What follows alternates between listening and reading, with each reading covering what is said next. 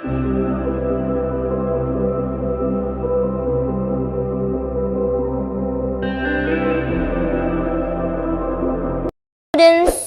आज के पार्ट 10 है जिसमें ये यूनिट जो है वो आपकी फिनिश हो जाएगी। बीएससी फर्स्ट ईयर स्टूडेंट्स, इसमें हमने आपको पढ़ लिया था methods of determining reaction mechanism, कि रिएक्शन मैकेनिज्म क्या होगी, उसकी किस विधि से रिएक्शन कंप्लीट हो रही है। इसमें हमने 3 चीज़ें पढ़ ली थी। कौन कौन सी पढ़ी थी? पहली पढ़ी थी हमने प्रोडक्ट एनालिसिस, उत्पाद विश्लेषण, दूसरा इंटरमीडिएट की पहचान, तीसरा आइसोटोप इफेक्ट। आज हम इसके अंदर चौथी पढ़ने वाले हैं बच्चों, जिससे हमने 3 पहले पढ़ा दी थी। अगर आपने वो 3 नहीं पढ़ी हैं तो बच्चों पार्ट 9 का जो अपने पास लिंक है वो प्लेलिस्ट लिंक मैंने दिया हुआ है डिस्क्रिप्शन बॉक्स में, आप वहाँ से चेक कर लीजिए। काइनेटिक्स स्टडीज़, काइनेटिक्स स्टडीज़ की बात करें अगर बच्चों तो यहाँ पर हम बता दें आपको, इसको हम कहते हैं गतिकीय अध्ययन। गतिकीय अध्ययन हम कैसे पहचानेंगे? आपने लेसन 4 पढ़ा हुआ है क्लास 12 का, जो अपना था केमिकल काइनेटिक्स, रासायनिक बलगतिकी। अगर आपको याद हो तो बच्चों याद होगा वो आपको। तो यहाँ पर हम बता दें वही चीज़ हम पढ़ने वाले हैं गतिकीय अध्ययन के अंदर। आपको एक चीज़ याद होगी कि हमने SN1 और SN2 रिएक्शन पढ़ी थी एल्किल हैलाइडों की। आपको याद होगा ये अपने पास RX है, इसका हमने जल अपघटन कराना है H2O से, तो यहाँ बनता था हमारे पास अल्कोहल और ये HX का अणु बाहर निकल जाता है यहाँ से। तो कहने का अर्थ ये हुआ बच्चों, हम यहाँ से ऐसे कह सकते हैं कि जो मैथिल हैलाइड है या फिर एल्किल हैलाइड है, इसका जो जल अपघटन होता था वो 2 तरह से होता था। या मैं ऐसा कह दूँ कि न्यूक्लियोफिलिक सब्स्टिट्यूशन आपको याद होगा। न्यूक्लियोफिलिक सब्स्टिट्यूशन का मतलब है नाभिक स्नेही प्रतिस्थापन। तो नाभिक स्नेही प्रतिस्थापन 2 तरह से रिएक्शन होती है। एक होती है SN1 और SN2। हमें कैसे पता चले कि रिएक्शन SN1 हो रही है या SN2 हो रही है, इसका पता हम कैसे करें? तो बच्चों यहाँ से अपन 2 तरह से बताते हैं कि काइनेटिक्स अगर इसकी जांच कर ली जाए SN1 और SN2 की, अगर हम बलगति के अध्ययन पे देखें तो इसका क्या वो निकलता है अपने पास। ठीक है, देखिए यहाँ से न्यूक्लियोफिलिक सब्स्टिट्यूशन की अगर हम बात करते हैं, ये रिएक्शन हमने लिखी एल्किल हैलाइड, इसकी रिएक्शन हमने लिखी, तो यहाँ इस कंडीशन में प्रोडक्ट बनता था ये। ठीक है, और साथ में बन जाता था HBr, बना लो यहाँ पे चाहे साथ में। ठीक है, चलिए अब इस पूरी रिएक्शन के अंदर जो न्यूक्लियोफिलिक सब्स्टिट्यूशन रिएक्शन है, ये आप ऐसा कह सकते हैं कि OH माइनस की प्रेजेंस में हो रही है ये अभिक्रिया, तो ये लिख दीजिए यहाँ से Br माइनस हो गया यहाँ से बाहर। ठीक, अब ये जो रिएक्शन है इसकी अगर काइनेटिक्स स्टडी की बात करें तो यहाँ पूरा की पूरा रिएक्शन का जो वेग है R बराबर K, वो डिपेंड करता है CH3Br पे भी और OH माइनस पे भी। ठीक है, ऐसा होता है क्योंकि अभिक्रिया जो है वो दोनों पे निर्भर करती है, इसीलिए यहाँ कोटि का मान कितना हो जाता है? 2 हो जाता है। और यहाँ इसका अगर वेग देखें तो हम वेग होता था सांद्रता बटा समय, तो ये D सांद्रता किसकी होगी? अभिकारक की। अभिकारक मतलब CH3Br है ना, इसकी हम बात कर लें, अपॉन ने क्या लिख दिया? dt लिख दिया, और ये K और ये CH3Br और यहाँ पर लिख दिया हमने OH माइनस। ठीक है, या तो आप ऐसे कह सकते हैं, तो यहाँ हम सीधे सीधे बता सकते हैं, या वेग जो है वो ऊपर वाला ही लिख सकते हैं आप यहाँ पे, कि पूरा की पूरा बनने का जो वेग है वो किस पर निर्भर कर रहा है? वो कर रहा है CH3Br पे भी और OH माइनस पे भी। इस कंडीशन में अभिक्रिया की कोटि 2 होती है, और हम कह देते हैं कि अभिक्रिया जो है यहाँ पे दोनों के ऊपर डिपेंड कर रही है। और ऐसा कब हो सकता है कि क्रिया कारक का वेग जो है वो दोनों पे निर्भर कर रहा है? तो अभिक्रिया की कोटि क्या होनी चाहिए? अभिक्रिया की कोटि में अगर दोनों अणुओं पे निर्भर कर रहा है, इसका मतलब वेग निर्धारक जो पद है वो दोनों पर ही निर्भर कर रहा है या एक पर कर रहा है, वो हमें देखना होगा यहाँ पे। तो ठीक है बच्चों, अब इसके लिए हम कह देते हैं चूंकि अभिक्रिया कोटि 2 हुई, अतः यहाँ पर ये अभिक्रिया जो है वो कौन सी है? SN2 होगी, क्योंकि दोनों पर डिपेंड कर रहा है ना, इसीलिए अभिक्रिया का किस में हो गई? SN2 हो गई। और यहाँ हम इस तरह से देख लेते हैं इसको, ये CH3Br है, पीछे से OH माइनस इसमें अटैक करता है। ये रिएक्शन जो होती है वो स्लो स्पीड से होती है, और यहाँ पर इस तरह से यहाँ बन जाता है इसका, हम इसको ऐसे बता सकते हैं और ये जब बाहर टूटता है यहाँ पे ये वाला माइनस हो गया, ये माइनस हो गया अपने पास, और यहाँ प्रोडक्ट बन जाता है CH3OH। या आप इसे लिखें नहीं लिखें कोई फ़र्क नहीं पड़ने वाला है। लेकिन अगर इस केस में ऐसा होता CH3 example number second, CH3 का होल थ्राइस C और फिर हम लिख देते हैं यहाँ पर Br। इस कंडीशन में हम बात कर रहे हैं OH माइनस, तो यहाँ प्रोडक्ट जो बन जाता वो बन जाता ये, और ये Br माइनस क्या हो जाता बाहर। लेकिन इस कंडीशन में हम बात करें, ये वाला जो एग्जाम्पल हमारे सामने दिया गया है बच्चों, इस कंडीशन में अभिक्रिया का जो वेग है वो केवल हम कह सकते हैं अभिक्रिया का वेग केवल CH3 का होल थ्राइस CBr पर निर्भर करता है, पर निर्भर करता है। तो अभिक्रिया का जो वेग है, इसकी जब काइनेटिक्स स्टडी की गई तो बताया गया अभिक्रिया का कुल जो वेग है वो पूरा की पूरा किस पर डिपेंड करा, वो करा तृतीयक हैलाइड पर, CH3 का होल थ्राइस CBr। तो इससे जानने में ये मदद मिल गई कि केवल एक ही अणु पे निर्भर कर रहा है। इट मीन्स अभिक्रिया की क्रियाविधि कौन सी होगी, अभिक्रिया की क्रियाविधि जो होगी क्रियाविधि SN1 द्वारा होगी। इसमें OH माइनस पर ये डिपेंड नहीं कर रहा, एक स्टेप की रिएक्शन होगी। इससे ये पता चल गया कि ये वाली जो रिएक्शन थी ये तो 1 स्टेप रिएक्शन थी, जबकि यहाँ पर केवल एक अणु पे निर्भर कर रहा है। तो ये कैसी अभिक्रिया है, ये 2 स्टेप रिएक्शन है। कैसी होगा, CH3 का होल थ्राइस CBr, स्लो स्टेप में ये टूटेगा और क्या बन जाएगा यहाँ से ये प्लस, और ये Br माइनस यहाँ से क्या हो गया अलग, और फिर यहाँ पर इस तरह से होगा OH माइनस यहाँ पर इस पर अटैक करेगा और ये प्रोडक्ट बन गया अपना 3 डिग्री अल्कोहल। ठीक है, तो इससे ये पता लग गया कि अभिक्रिया यहाँ तो होगी SN1 और ऊपर वाले में हो गया SN2। ठीक है, चलिए नेक्स्ट देख लेते हैं हम यहाँ पे स्टीरियोकेमिकल। आज का वीडियो बहुत लंबा नहीं होने वाला है क्योंकि टॉपिक जो है वो आपका फिनिश हो जाएगा बच्चों, है ना। चलो दूसरा देखते हैं यहाँ से,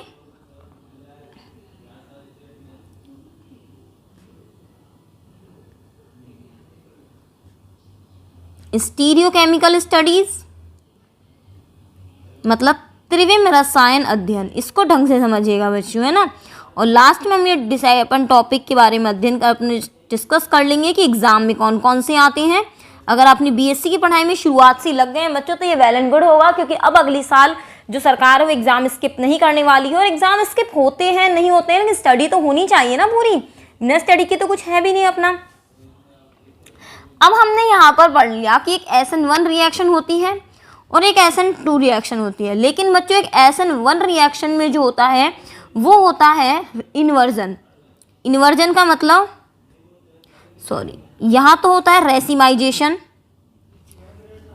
ये कैसे पता चले कि रेसिमाइजेशन हो रहा है या प्रोडक्ट में हो रहा है इन्वर्जन। अब ये क्या होता है इन्वर्जन, इन्वर्जन मतलब होता है बच्चों प्रतीपन, और रेसिमाइजेशन होता है अपना रेसिमीकरण। इसका पता पूरा की पूरा स्टीरियोकेमिस्ट्री से चलता है। स्टीरियोकेमिस्ट्री किसको बताती है, स्टीरियोकेमिस्ट्री बताती है ये जो कार्बन है इसकी 4 वैलेंसी जो होती हैं वो किस किस पर लगी हुई हैं। 2 आगे लग रही हैं, 2 पीछे लग रही हैं, या 3 बॉन्ड आगे हैं तो चौथा बॉन्ड कहाँ लगा हुआ है इसको बताता है। तो ये पूरी की पूरी जानकारी हमें किससे मिलती है, स्टीरियोकेमिस्ट्री से मिलती है। देखिए बच्चों एक एक करके स्टडी करते हैं यहाँ पे कि मैथिल हैलाइड का जो जलावघटन करते हैं तो ये एक सिंगल स्टेप में होता है। एग्जाम्पल ले लेते हैं हम यहाँ से, एग्जाम्पल ले लीजिए यहाँ से एक मैथिल हैलाइड। मैथिल हैलाइड मतलब CH3X ले लीजिए यहाँ से, ठीक है। अब जो मैथिल हैलाइड है इसका जो जलावघटन होगा वो कैसा होता है, मैथिल हैलाइड का जलावघटन एक सिंगल स्टेप रिएक्शन है।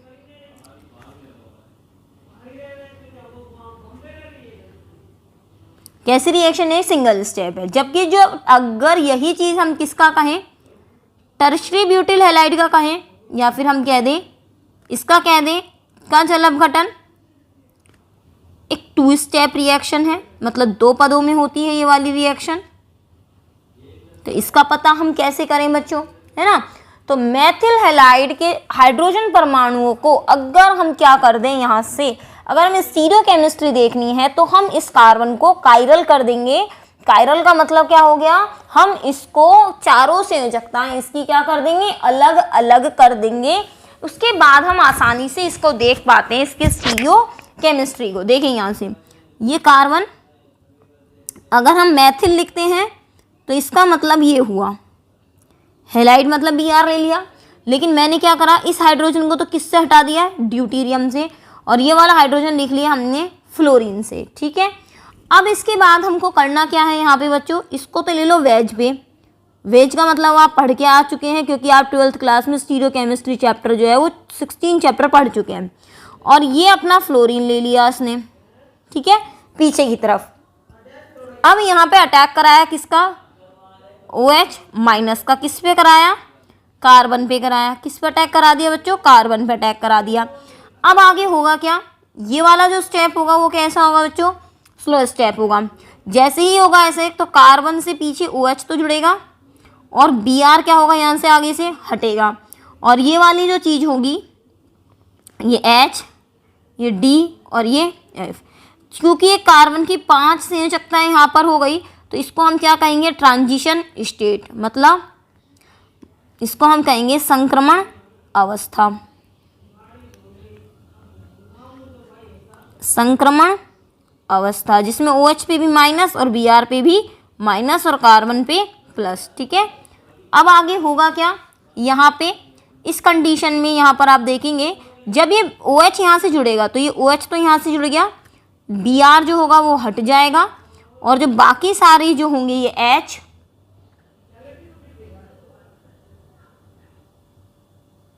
ये हो गया इसका D, और ये हो गया F। अब आप यहाँ से देख सकते हो, यहाँ पर जो विन्यास है और जो यहाँ विन्यास है वो दोनों क्या है, अलग अलग हैं।